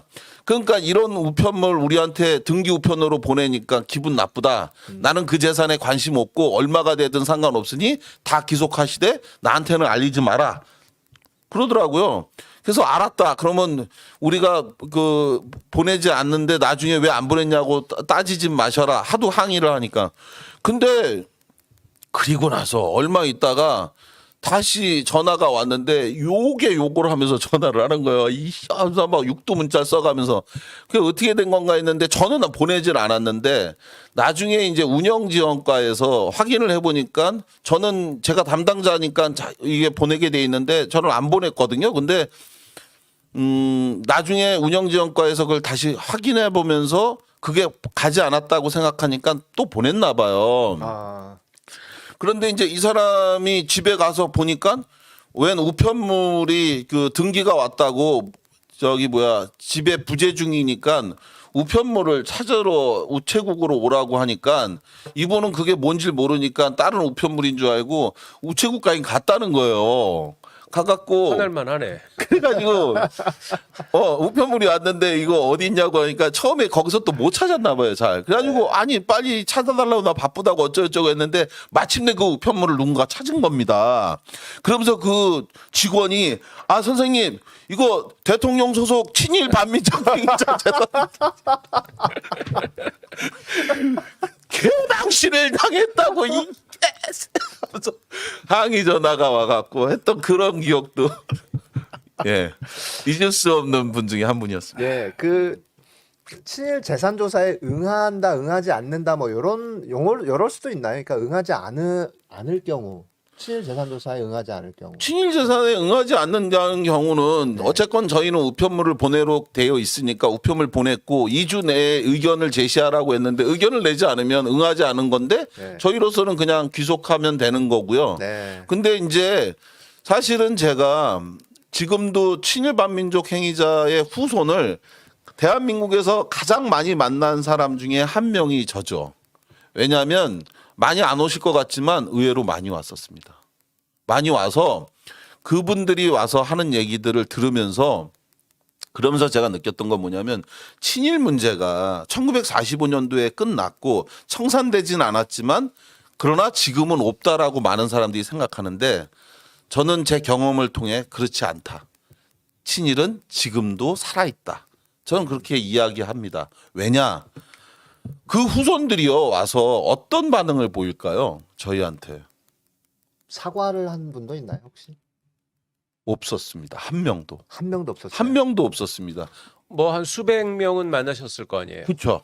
근데 수백 명 중에 단 한 명도 단 한 명도 없고 부끄러워하거나 미안해하지 않고 가장 소극적인 저항이 나는 할아버지가 뭐 했는지 모릅니다. 그리고 그 할아버지한테 도움받거나 뭐 한 것도 없는데 이 재산은 예, 우리 겁니다. 뭐 이렇게 저항한 정도가 가장 소극적 저항이고 조금 더 적극적인 저항은 뭐냐면 아니 그 시대에 숨만 살고 있어도 그 시대만 살아 있으면 친일이지. 친일입니까? 친일입니까? 예. 그 시대에 숨만 살아 우리 그러면서 하는 얘기가 뭐냐면 세 가지 얘기를 가장 많이 했습니다. 우리 할아버지는 사실은 애국자입니다. 애국자입니다. 첫째, 그 시절에 저수지를 만든 사람이 우리 할아버지입니다. 둘째, 신장로를 만든 사람이 우리 할아버지입니다. 재산으로. 셋째, 그 시절에 학교를 만들었습니다. 이게 공통적으로 그 사람들이 가장 많이 와서 했던 얘기인데 우리 정 변호사님은 아시죠? 이 세 가지 이야기 논리. 수리조합, 사학재단 뭐 네. 이제 이런 그게 수탈 과정에서 꼭 필요한 일들 아닌가요? 일제. 당시에 친일반민족 행위자들이 가장 많이 갖고 있었던 재산이 뭐 이완용은 땅보다는 사실은 현금왕이라는 이야기를 많이 하죠. 그래서 하는데 대부분이 아까 얘기한 것처럼 공주갑부 김갑순 땅 부자였죠. 예. 그리고 박필병이라든지 뭐 이해승이라든지 땅 부자였습니다. 그리고 그 땅의 대부분은 농지였죠. 그러면 1989년도 우리가 대학에 입학했을 때죠. 우리 정 변호사님하고 저하고 같은 학번인데 제가 89년도에 대학에 입학해 갖고 당시에 학보사 기자를 지원을 해서 면접을 보러 갔는데 당시에 면접 보면서 저한테 준 질문이 뭐였냐면 여의도 농민 죽창시에 대해서 어떻게 생각하냐. 제가 이 질문 받았던 기억이 나요. 그때 여의도의 농민들이 수세 폐지를 가지고 시위를 했고 그거를 정경들이 막는 과정에서 들고 왔던 깃발로 내리치고 뭐 이렇게 하다가 깃발은 찢어지고 그 깃대인 대나무만 남았는데 그걸로 이제 곤봉하고 맞서고 뭐 했는데 나중에 그거를 죽창 시위로 이제 썼던 이게 죽창이 아니라 사실 깃대로 들고 갔던 대나무였던 건데 그 시위가 바로 이 친일 반민족 행위자가 만들었던 저수지에서 유래된 거예요. 즉 뭐냐면 농사를 짓기 위해서는 물이 필요하고 물이 필요하니까 자기네 농사를 짓기 위해서 저수지를 만든 겁니다. 그 저수지를 만드는데 소작인들을 무상으로 동원을 했어요. 그리고 나서 거기를 만들어 놓고는 정작 소작인이 그 저수지에서 물을 대갖고 농사를 짓는데 쓰면 그거에 대해서 돈을 걷었어요. 그게 수세입니다. 물수자. 그거를 89년도까지 계속 수세를 받는 걸 폐지하라고 한 시위가 바로 여의도 농민 시위. 아니, 그러면은 그 수세를 그 개인이 그렇죠? 저수지 친일파의- 소유권. 친일파의 후손이 계속 그렇죠. 그 지방 거죠.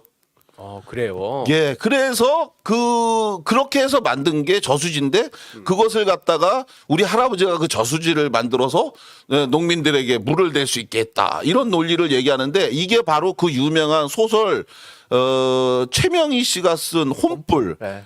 거기에 나오는 얘기잖아요. 거기 혼불에서 내용 그래서 그 혼불을 들고 온 후손도 있었어요.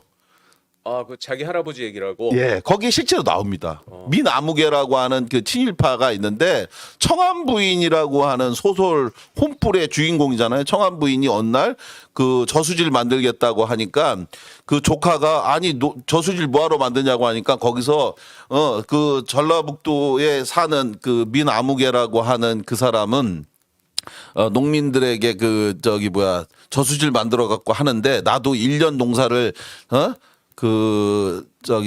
작팔 심사로 그래가지고서는 한 짐당 뭐 쌀 한 대씩 줄 테니까 지고 가라 뭐 이렇게 어쩌고 근데 거기에 나오는 바로 그 민아무개가 그 친일 반민족 행위자였거든요. 네네. 거기서 이 소설에도 이제 그 얘기가 나온다. 그래서 우리 할아버지가 아주 애국자다 뭐 이런 증거를 갖고 온 걸 소설책을 갖고 왔는데 다 읽어보지도 않고 명백한 친일 행위를 가지고 단지하는데 소설책 갖고 와서 뭐 했던 얘기. 두 번째 뭐냐 신장로 얘기는 그겁니다.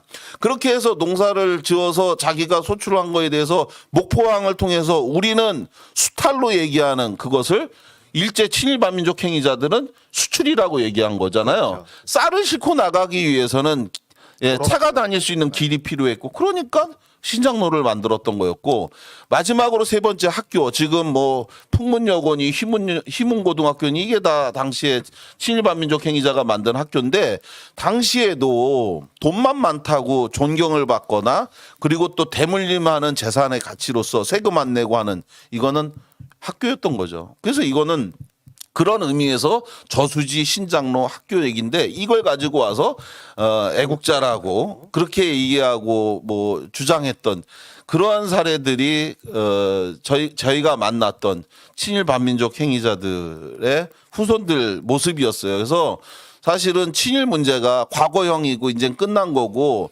그리고 이제 그 마지막 친일 반민족 행위자 누군지 아시죠? 끝까지 살아남은 유일한 친일 반민족 행위자가 이제 사망함으로써 이제는 공식적인 1,005명에 있는 친일 반민족 행위자는 백선엽. 없어졌거든요. 맞습니다. 백선엽. 네. 그 사람이 마지막 친일 반민족 행위자였는데 그래서 이제 다 끝난 거 아니냐라고 얘기할 수 있겠지만 그렇지 않습니다. 그 사람들 지금도 백선엽 씨에 대해서 무엇이 문제냐라고 얘기하는 그것이 바로 친일파는 지금도 살아있는 거죠. 살아있는 친일파들이죠. 네. 진짜. 그 저는 좀 참 되게 궁금한 것 중에 하나가 왜 친일 재산을 부동산으로만 국한을 했는지 그게 되게 궁금하고요. 그다음에 또 하나는 이미 처분해버린 부동산 같은 경우에는 환수를 할 수 없었는지, 그러니까 동산이나 뭐 현금이나 이런 걸로 환수를 할 수는 없었는지, 그때 당시 그런 기준들이 좀 있었나요? 그 친일재산 환수법에는 부동산에 국한된다라는 규정은 없어요. 아, 그런 건 없었어요. 그냥 네. 재산이라고만 나와 있죠. 네. 그런데 다만 부동산이 아닌 재산은 그거를 조사할 방법이 없어요. 뭐 현금으로 자기 무슨 뭐 장롱 속에 숨겨놓은 그 현금을 그걸 어떻게 알 수 있겠어요? 근데 이제 부동산 같은 경우는 등기가 다 되고 그렇죠. 하니까 아. 조사가 되는 거고. 그런데 아까 전에도 잠깐 우리 고 국장님이 말씀하셨던 것처럼 뭐 부동산을 매각을 한다던가 해가지고 이제 큰 현금이 그 사람한테 흘러 들어간 것이 그게 파악된다. 그러면은 그 돈을 부당이득 환수나 뭐 이런 방식으로 그것을 뺐습니다. 그렇게는 해요. 그런데 이미 뭐 그런 친일 반역자들은 해방 이후부터 자기네들의 재산이 뺏길 거라는 거를 다 예상을 하고 다 빼돌려 버렸어요. 네. 참 그런 상황들이 좀 있었네요. 자, 위원회가 이제 마무리가 되는 그 시점에서 저 최종적으로 환수된 재산이 아까 100억이라고 그랬나요? 2,107억 원입니다. 네. 공시지가로. 네, 그런 아니요, 그 공시지가로는 970억 원 정도가 되고, 시가로 예, 시가로는 2,107억 원. 전체 정도. 친일파 중에서 몇 명의 친일파 재산이었던 거죠? 당시에 전체에서는 저희가 아까 말씀하신 것처럼 민족 정기 회복을 위한 뭐 국회의원 명단으로는 708명이었던 거였고, 네. 그리고 그 친일 반민족 행위 진상규명위원회에서 선정한 친일 반민족 행위자 우리 이 작가 정 변호사님은 아실 것 같으니까 빼고 이 작가님 네. 친일 반민족 행위 진상규명위원회에서 선정한 대한민국 공인 친일파 숫자는 총 몇 명입니까? 그 1,005명인가요? 1,000명 정도 되나요? 역시 훌륭하십니다. 이 방송을 그래도 하신 보람이 있네요. 제가 이 질문을 굉장히 많이 하거든요. 강의 가거나 이렇게 하면 그 몇 명이냐고 그러면은 이거에 대해서 사실은 잘 모르세요. 많이 부르는 분은 한 10,000명 정도 되지 않냐라고 얘기하는 분도 있고 어떤 분은 너무 박하게 또 얘기하시는 분도 있고 하는데 1,005명이죠. 1,005명인데 정말 이것조차도 과하다고 얘기하는 분들이 태반이었어요. 그 당시에. 그게 너무 과하다고요? 예. 1,005명이 과하다. 그리고 심지어 어떤 얘기가 아주 당연한 것처럼 얘기하고 말했냐면 신연자제다. 그런 무식한 얘기를 하는 사람도 있었습니다. 신연자제. 후손들의 재산을 뺏는 거다. 근데 그거는 아까 말씀드린 것처럼 지금까지 우리가 방송에서 얘기한 것처럼 후손의 재산을 빼앗는 게 아니라 친일 행위를 한 조상으로부터 물려받은 재산 그 이름으로 쭉 후손에게 내려온 재산만 저희가 제한적으로 엄격한 규정 안에서 했던 거잖아요. 그렇게 해서 했던 건데 그런 상태에서 지금 우리 이 작가님이 물어주신 것처럼 1,005명 중에 그럼 우리는 도대체 몇 명을 국가기속 대상으로 했느냐? 정말 부끄럽습니다. 예, 168명입니다. 그러면 뭐 10분의 1이 뭐 그 정도밖에 안 되는 아까 전에 우리 정 변호사님 말씀하신 것처럼 다 처분했어요. 똑똑한 사람들은 이거 어차피 이제 뺏길지 모른다라고 해갖고 깨끗하게 다 처분을 해서 후손은 굉장히 부자로 살고 있는데 그 사람 명의로 남아 있는 재산이 하나도 없는 경우가 굉장히 많았죠. 아, 그러네요. 참, 아, 마음이 아픕니다. 이게 참 대한민국의 민족 정기가 제대로 세워지지 않았기 때문에 아직까지도 이렇게 쭉 연결이 되고 있는 것 같고, 뭐 어쨌든 사회적인 응징이나 사회적 처벌이나 이런 부분들은 꼭 필요한데도 불구하고 법적 처벌은 안 된다고 하더라도 좀 많이 아쉬운 부분이에요. 이제 우리나라의 미진한 그런 친일 반역자들에 대한 단죄 네, 얘기가 나오면은 그러면은 이제 외국은 어떻게 하느냐 그 얘기가 나오는데 흔히 이제 프랑스 네, 예를 많이 얘기를 많이 들죠. 프랑스는 좀 일반적인 경우에 비해서 철저하게 그런 그 반역자들을 처단한 예인데 4년 정도 그 나치 독일에 점령이 됐죠. 1940년부터 44년까지. 네. 그러다가 이제 44년 8월에 네. 파리가 해방된 이후부터 이듬해 5월에 이제 독일이 공식적으로 항복할 때까지 네. 레지스탕스들이 네. 즉석으로 이제 부역자들을 처단하기 시작했어요. 예, 그게 한 10,000명 정도가 된다고 추산되고 있습니다. 그리고 이제 2차 대전이 끝난 다음에 드골 정부가 들어서 가지고 전국의 그런 반역자, 네. 친나치 반역자에 대한 재판을 해가지고 거기서 이제 사형 선고가 된 사람들이 약 6,700여 명. 네. 그런데 그 중에서 실제로 사형이 집행- 집행된 사람은 767명.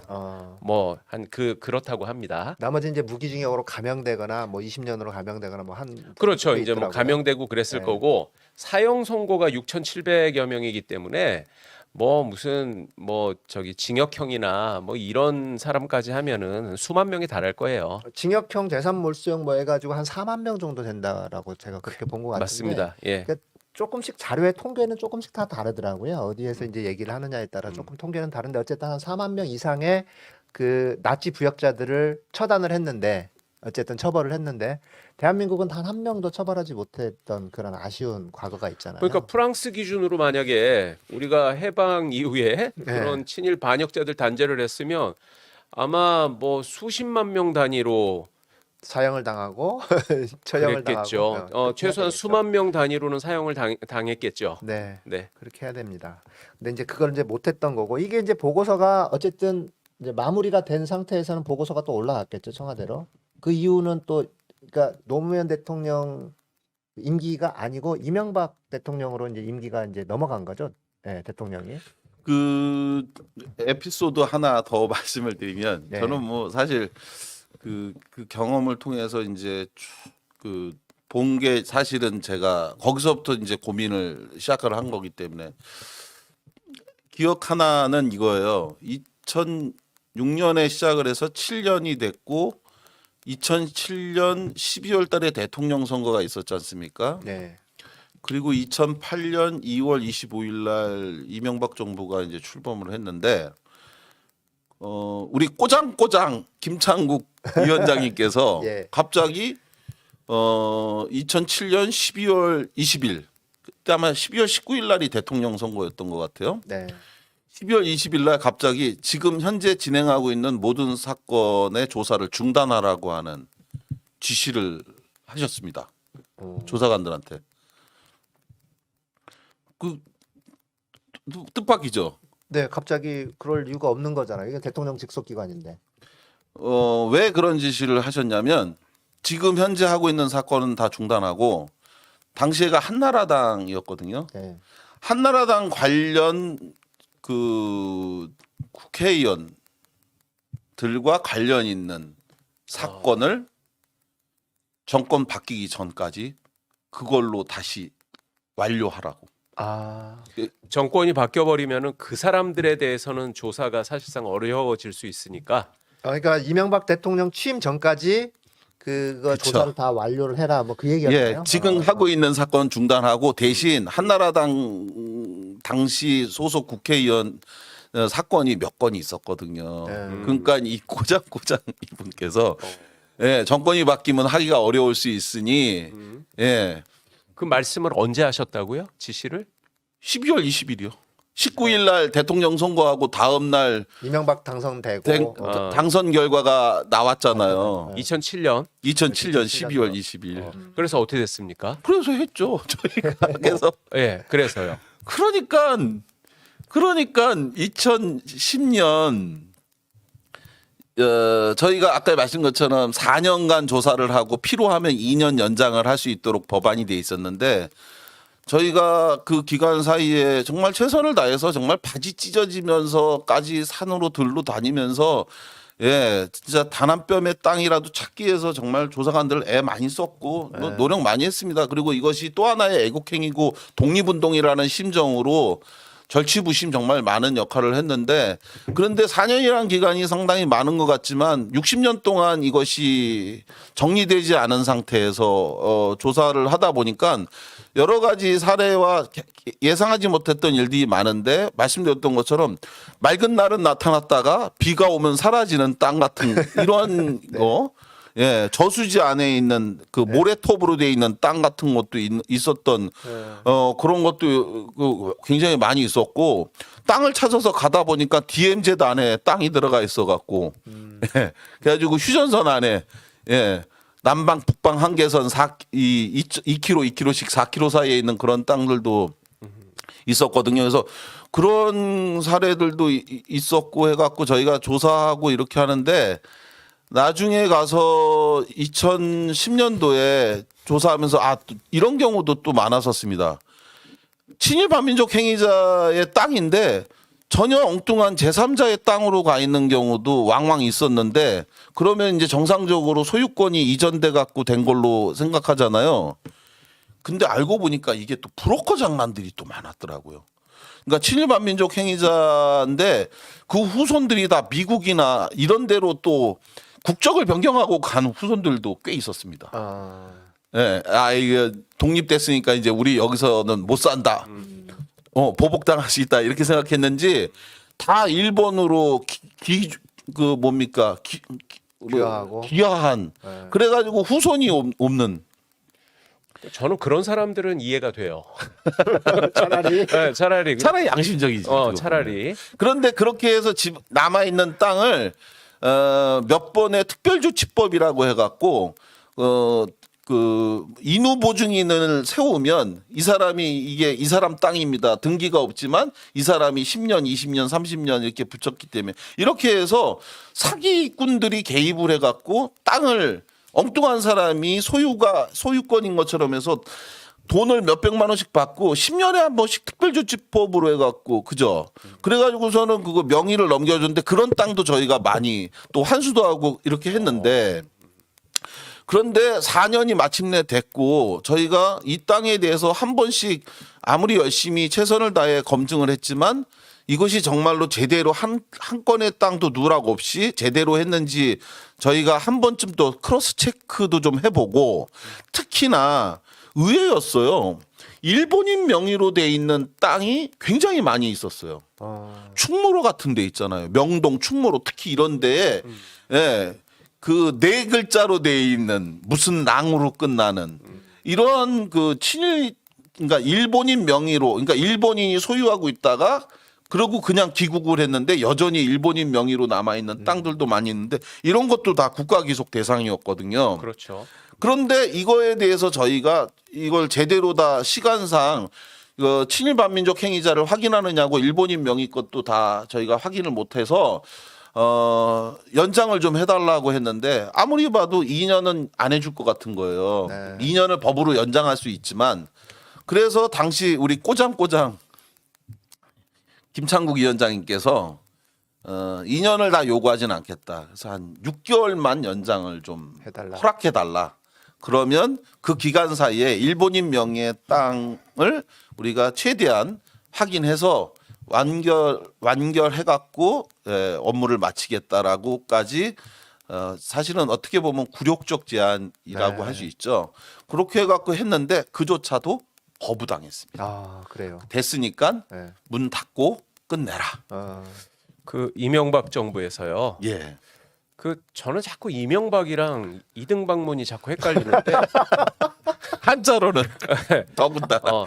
그런데 지금 이제 우리 고국장님이 4년 뭐 특별법에 의해서 최대한 연장돼 봤자 6년인데 그 기간이 이게 참 충분하지 않았다라는 얘기를 하시는데요.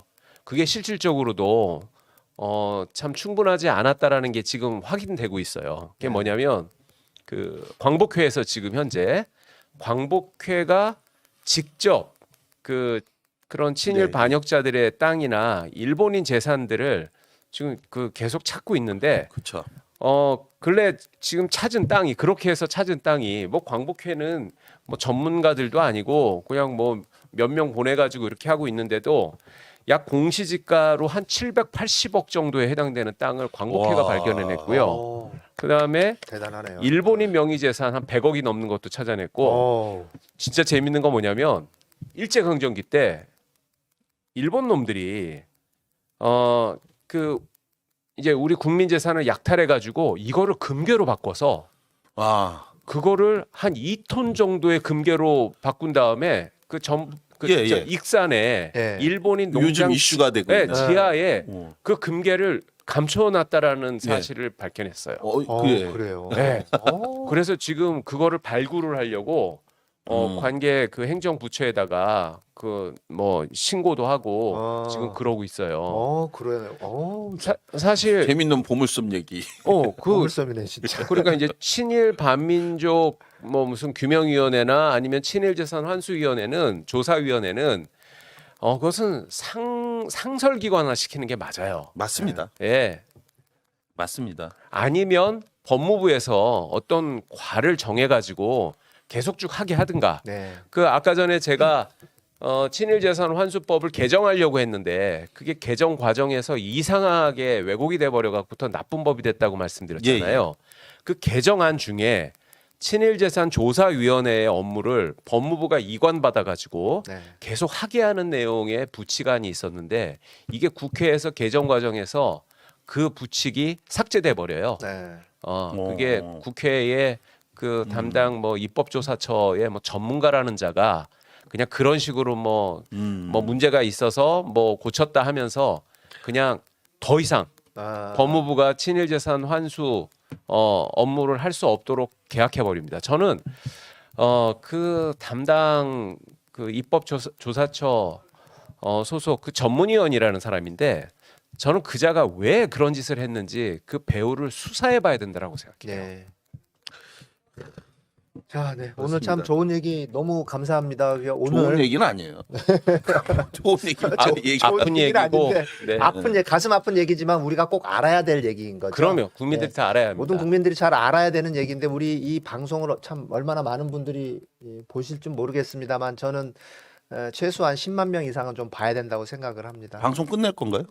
야, 오늘 일부 방송은 네. 예, 여기서 마치도록 하고요. 못한 얘기가 있는데. 네, 못한 얘기는 다음 시간에도 다시 하도록 하겠습니다. 자, 오늘 방송은 저희가 여기서 마치도록 하겠습니다. 감사합니다. 네, 고맙습니다. 감사합니다.